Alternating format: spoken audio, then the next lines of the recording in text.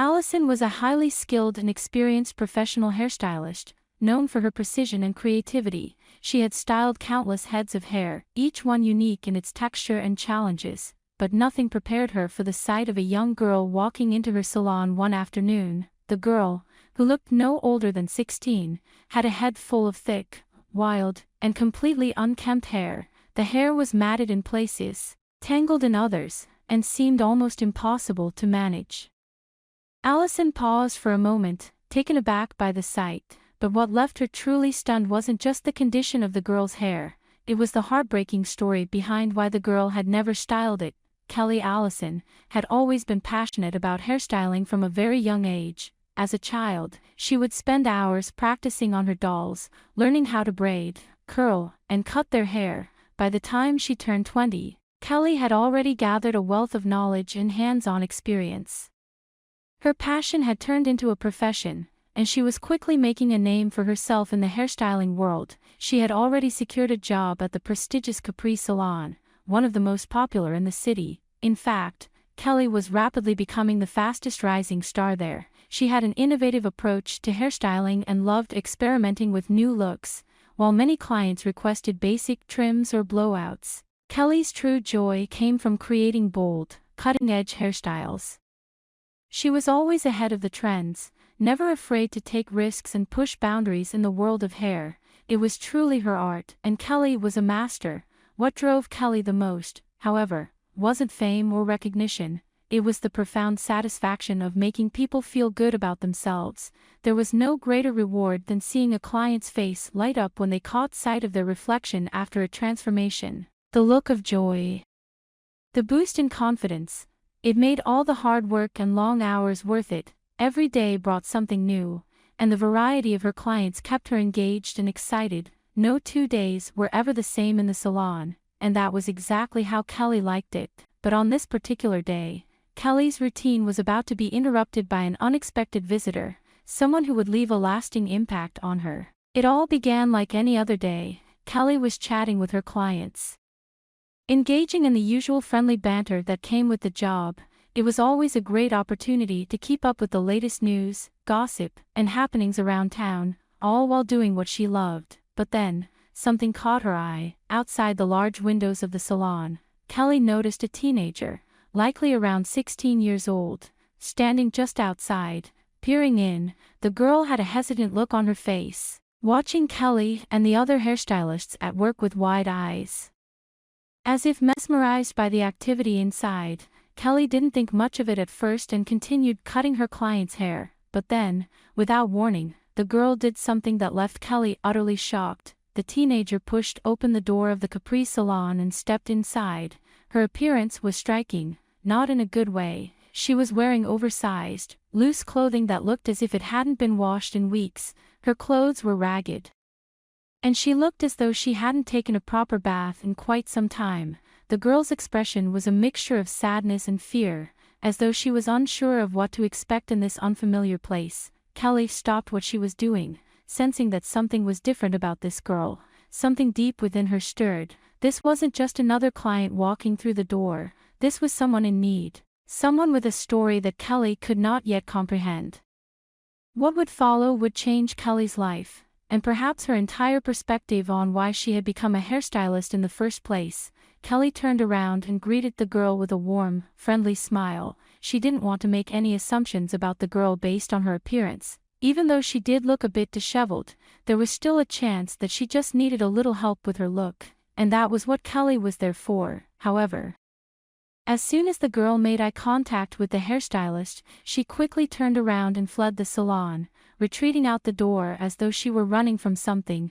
Kelly's gaze followed her, and as the girl ran, she couldn't help but notice her hair. It was long, thick, and completely tangled, hanging down her back in a wild, unruly mess. The hair looked dirty and unkempt, and it appeared that it hadn't been brushed, washed, or cut in quite some time. Kelly's professional mind immediately assessed the situation. She knew that the hair needed attention, a good wash, a comb through, and a trim, but even she, a seasoned hairstylist, couldn't imagine how she would go about tackling such a tangled, unruly mane. Confused and concerned, Kelly stepped out the door, calling after the girl to see if she was okay. The girl froze in her tracks. She turned slowly, her body language tense, as though she was unsure whether she should keep walking or turn back. Kelly felt a flutter in her chest, her heart unexpectedly racing. She couldn't explain it, but something about the girl's hesitation and wariness seemed to stir something inside her. The girl gave a weak, almost imperceptible smile, and after a moment, she slowly began walking toward the salon once more. Kelly gestured for her to come inside, reassuring her that she could sit and relax while they took care of things. There were magazines to flip through, and she could enjoy a shake while waiting for her haircut.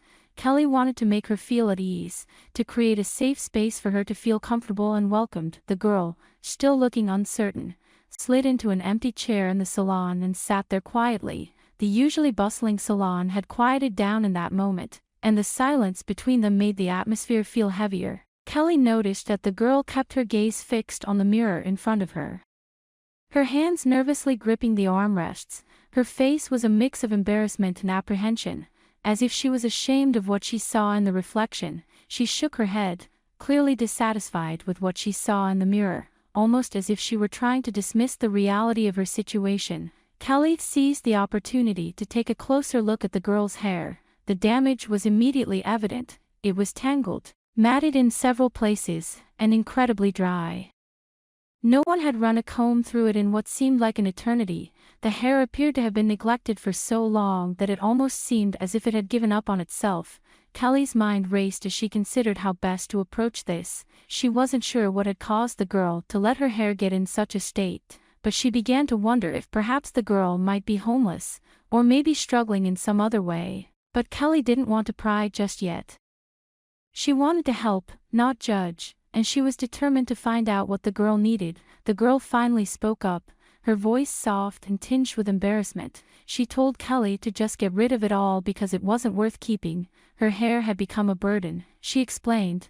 There was too much of it, and it looked horrible now.